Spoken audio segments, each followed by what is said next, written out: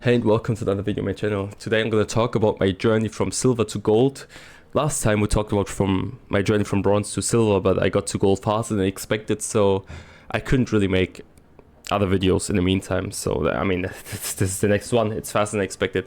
In this video we're going to talk about what I've learned in this short period of time of being silver, what I'd recommend for you to grind easier to gold at least, and just a few things I learned in general, what characters I play. I'll just make it like, freestyle. But before we get into the video, feel free to like or dislike the video. Let me know in the comments what you think. And if you like my content in general, feel free to subscribe. The goal is very high ranks. It's not gold, okay? So it's only the beginning of the journey. Either way, let's get into the video, right? Now, like I said in the beginning, I got to gold way faster than expected. I thought it would take me a bit longer if I'm being completely honest. But either way, I mean, I'm not complaining, right? Just for reference, what characters I play. I mainly play DPS. If I really can, I go Hawkeye DPS. That's like my first go-to character. If I have to fill for tank, I'll probably go Venom or Doctor Strange. If that doesn't work, mainly Venom. And I have to go healer, I mainly play Jeff, or if it's really necessary, Mantis. Like if Jeff's already picked. And yeah, that's just so you know what I played. Now, what have I noticed along the way? One thing I can recommend for you to easily grind in this game is like 2 characters, okay? Or maybe 3. Let me put my cam on the top right for this part of the video, because as you can see, the first one is right here. Hela. She is... Actually, let me do this. So you see, okay, these are my stats from yesterday, don't worry. So you can see everything better. Hela is one of the easiest characters to grind with. Her damage is out of this world. 3 hits and you're dead. She shreds tanks as well very easily. Her ult is crazy good. It makes everyone focus you, so it gives your team a lot of space to do crazy shit. And if they don't focus you, well, you get easy kills, right? Or they have to hide at least. I noticed like in high silver, like low gold, that people start to find good spaces to hide in every map and while doing good damage.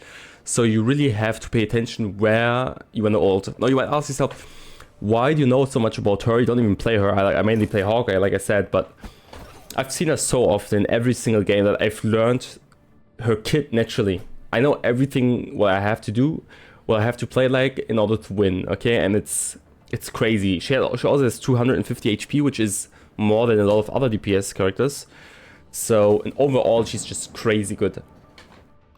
What else I'd recommend is Iron Fist, obviously. Not only because he's good, but playing ranked is like a psychological game, okay?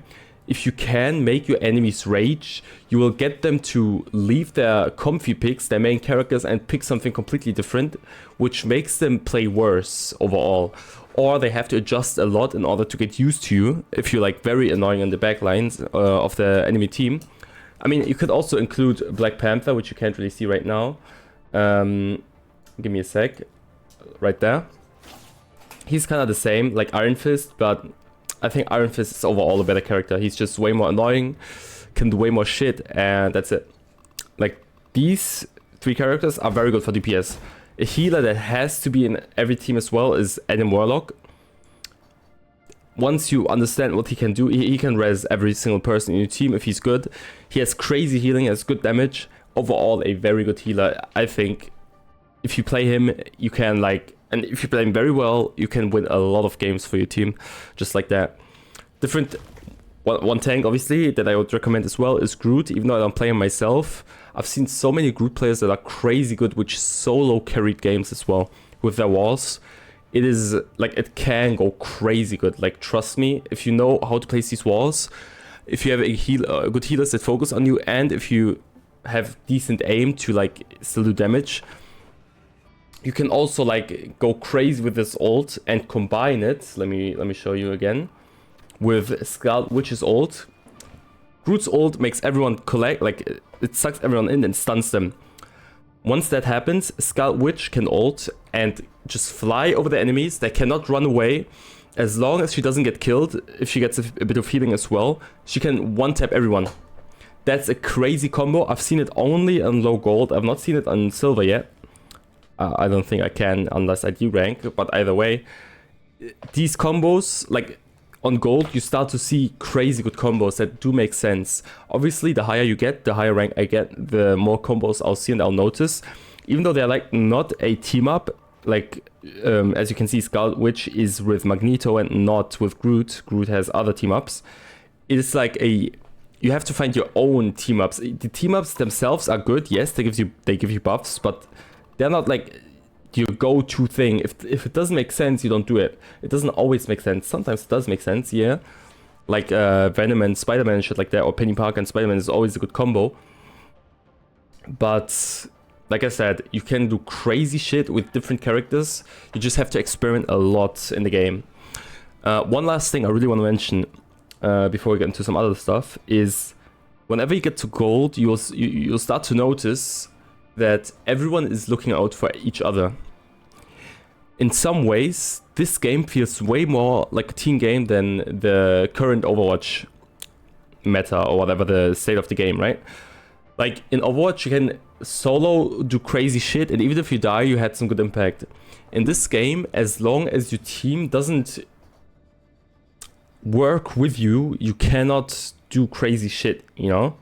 Like everyone needs to look out for each other, like I said. If I'm in the backline playing Hawkeye, okay? And I get focused by Iron Fist or some crazy movement Iron Man.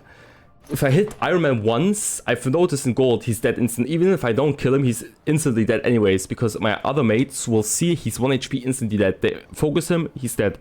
Next guy, Iron Fist. I hit him a few times, he has like 200, okay, not 200, like 80 HP or 60. They focus him, he's gone. In bronze to silver, what I've noticed was that I get them low, but nobody finishes them off in game, like killing them. So once that kicks in as well, and everyone works together in that way, you will notice even more that team play in this game is crazy important, and it helps you grind so much easier. Overall though, I don't think there's a huge difference between gold and silver yet. Obviously, I'm in low gold, so whenever I get to gold 1, I can comment more on it whenever I make my gold to plat video.